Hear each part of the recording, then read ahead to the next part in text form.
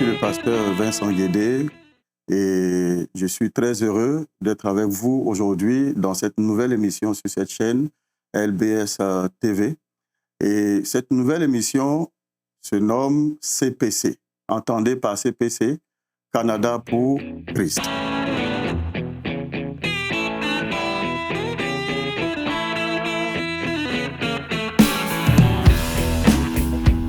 Alors aujourd'hui, nous sommes à notre première émission et nous recevons avec nous aujourd'hui un éminent invité, c'est-à-dire le visionnaire de Canada pour Christ.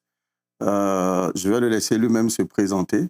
Alors, bonjour, homme de Dieu. Dieu te bénisse, serviteur de Dieu. Ce n'est pas aisé de se présenter soi-même, mais je veux d'abord dire merci pour la vie du serviteur Bertin Abousso pour cette opportunité de pouvoir développer Canada pour Christ sur sa chaîne de télé LBS, le Bon Samaritain. Et donc, je suis le prophète Kwaku Assemia Mathias, visionnaire de Canada pour Christ.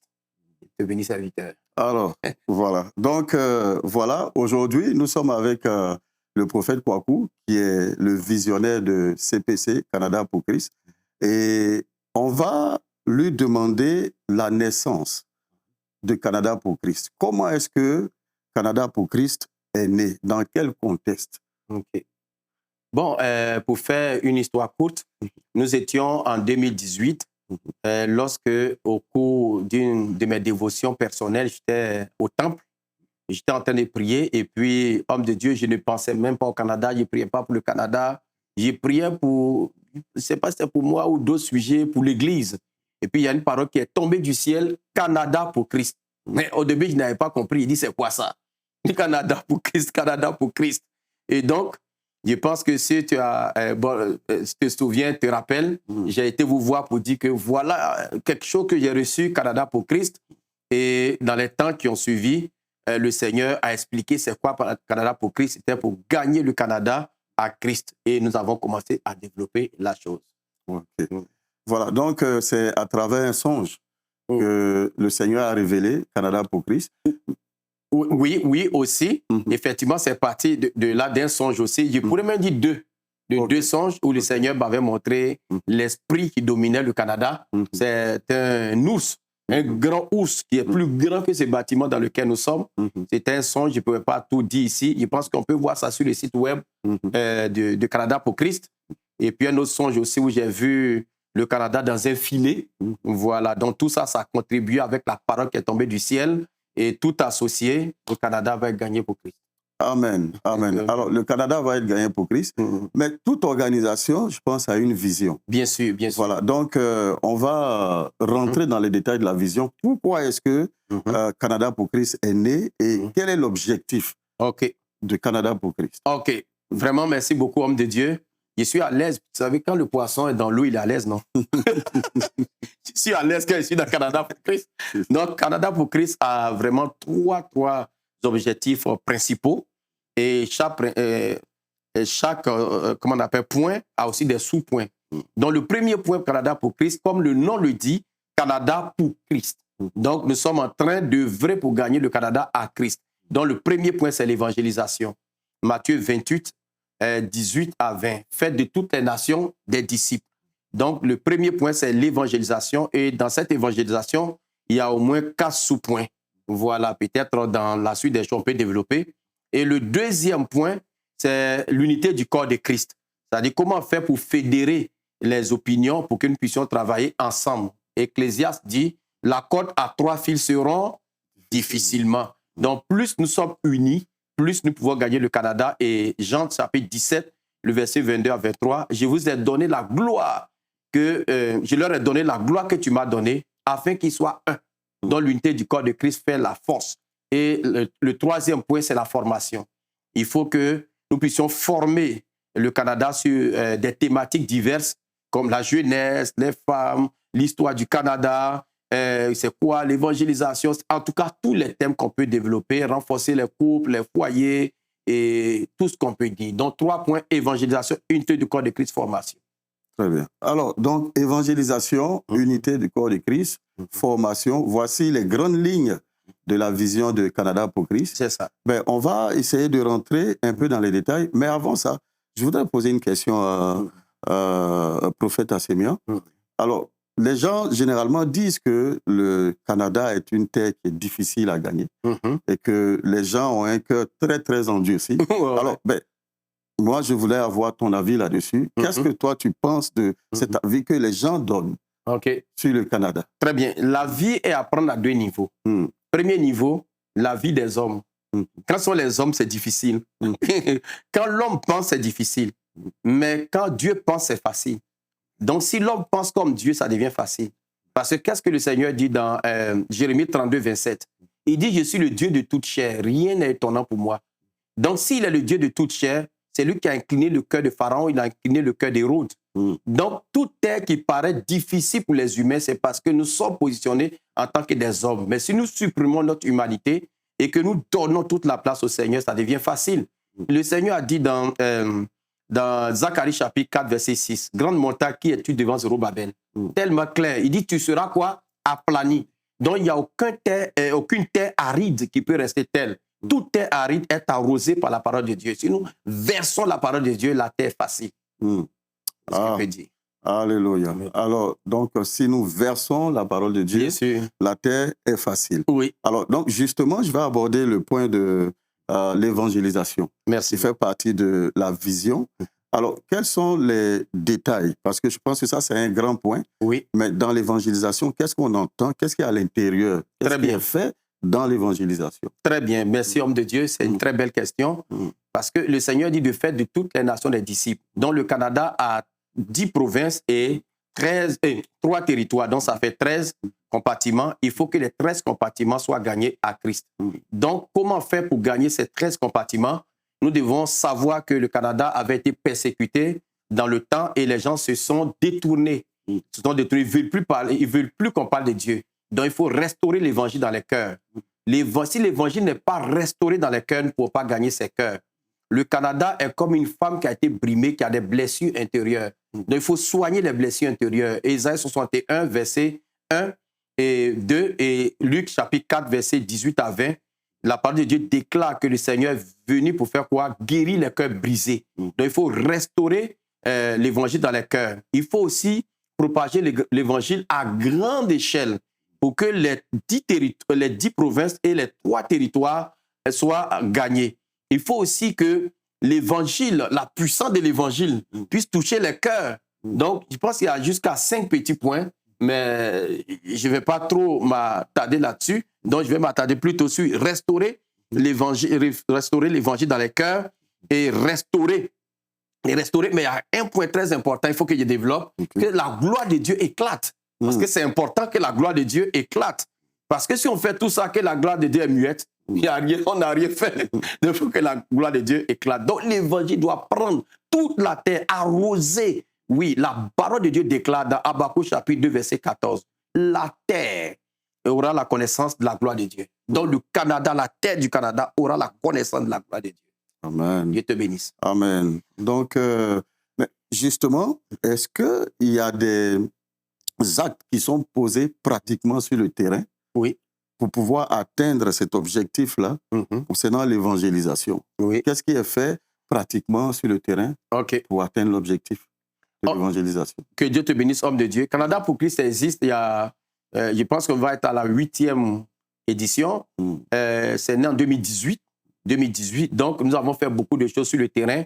Entre autres, par exemple, l'évangélisation de proximité et l'évangélisation de groupe. Chaque année, les églises partenaires choisissent des jours et chaque église évangélise dans son environnement, dans son cercle d'influence. Donc ça, c'est quelque chose que nous faisons chaque année. Et cette année, on aura notre temps, je pense, dans le mois de juin, je pense bien. Et j'ai un peu, dans le mois de juin, à peu près, ou juillet, avant la conférence qui est en août, la première semaine du mois d'août. Donc sur le terrain, nous évangélisons.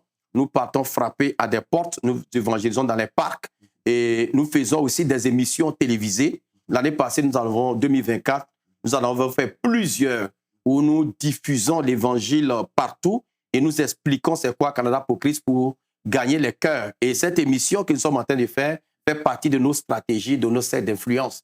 Donc aussi, nous avons des prières communautaires. Et nous nous associons, nous prions. Je me souviens très bien que la dernière prière que nous avions faite dans le mois de mars 2025, tu as une grosse révélation. Pourquoi? Pour je pense, les territoires du nord-ouest, ou le Nunavut, où tu as vu que les enfants étaient persécutés et je pense que toi-même, tu es bien placé. Oui. Donc, c'est au cours de cette prière où on prie pour les territoires, pour fertiliser les territoires et les provinces. Voilà, donc c'est une stratégie, la prière, ça fait partie de nos stratégies pour gagner vraiment la nation. Alléluia. Oui. Donc, je pense que, tel que tu es en train, je vais rebondir là-dessus. C'est-à-dire, le besoin est tellement grand sur le terrain, parce que la révélation qui est venue ce soir-là, cette nuit-là, cette veillée-là, c'est que dans le Nunavut, par exemple, il y avait beaucoup de violences, beaucoup de suicides, des viols par-ci, par-là. Et nous connaissons aussi l'histoire du Canada, surtout du Québec, où je pense que les enfants autochtones ont été emmenés dans des camps, etc. Et ça, de concentration. Genre les camps de concentration, ce qui a fait que les camps étaient fermés complètement à l'évangile. C'est ça. Alors, donc, dans la pratique, c'est-à-dire, on parle d'évangélisation, on parle de l'évangélisation de masse, le porte-à-porte, tout ce qui est fait, des émissions comme celle d'aujourd'hui. Alors, maintenant, est-ce que Canada pour Christ est répandu sur tout le territoire du Canada ou encore est-ce que c'est encore concentré, parce que je sais que c'est né au Québec, est-ce que c'est encore concentré au Québec, et puis est-ce que Canada pour Christ a pour objectif de s'étendre sur tous les territoires justement pour aller faire du corps à corps dans les autres territoires, dans les autres provinces, justement pour résorber ce genre de problème-là? Oui. Ah, merci pour la question. Ça fait partie de l'un de nos objectifs, puisque le deuxième objectif de Canada pour Christ, après l'évangélisation, c'est l'unité du corps de Christ. Donc, Canada pour Christ œuvre pour appeler les autres ministères à pouvoir travailler ensemble, parce que le livre d'Ecclésiaste dit que la corde à trois fils se rompt difficilement. Que si un a vaincu 1000, deux peuvent vaincre 10 000. Donc, nous sommes en train de prospecter pour que Canada pour Christ puisse pénétrer toutes les provinces et les trois territoires aussi. Mais nous œuvrons beaucoup plus dans le Québec, dans Montréal, dans le Québec. Mais depuis un certain moment, il y a des hommes de Dieu de l'Ontario, par exemple, qui ont adhéré. Donc, ça veut dire que nous allons pivoter autour d'eux pour expliquer et pour pénétrer l'Ontario. Et nous sommes en train aussi, on va prospecter dans l'Alberta, dans les autres coins, pour vraiment installer Canada pour Christ. On va voir certainement des missionnaires pour rencontrer des hommes de Dieu, pour planifier notre venue. Il y a beaucoup d'hommes de Dieu, beaucoup de personnes qui m'ont fait la proposition, par exemple la conférence du mois d'août de décentraliser pour pouvoir aller faire dans une autre province. Donc, ce sont des choses, nous sommes en train de travailler là-dessus et je pense que ça va enfanter un éléphant, pas une souris, bientôt. Amen. Canada pour Christ, va enfanter un éléphant et non pas une souris.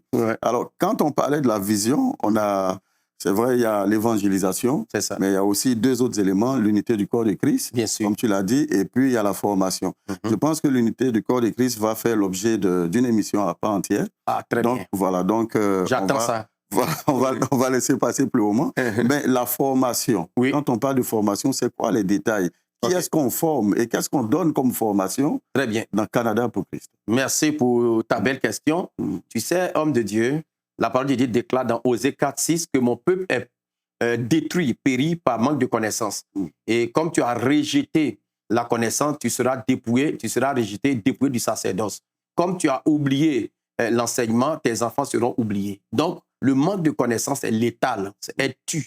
Et la parole de Dieu déclare dans Jean 8:32, vous connaîtrez la vérité vous affranchira, vous rendra libre. Donc, nous allons former, parce que les cœurs sont endurcis. Donc, il faut donner des formations pour que les gens saisissent l'amour de Dieu. Donc, nous allons former, par exemple, dans l'amour de Dieu. Il faut que les gens comprennent. Je pense que le thème de l'année, de la conférence, le thème même de l'année passée, je pense qu'on a parlé aussi de l'amour de Dieu. Oui. Voilà.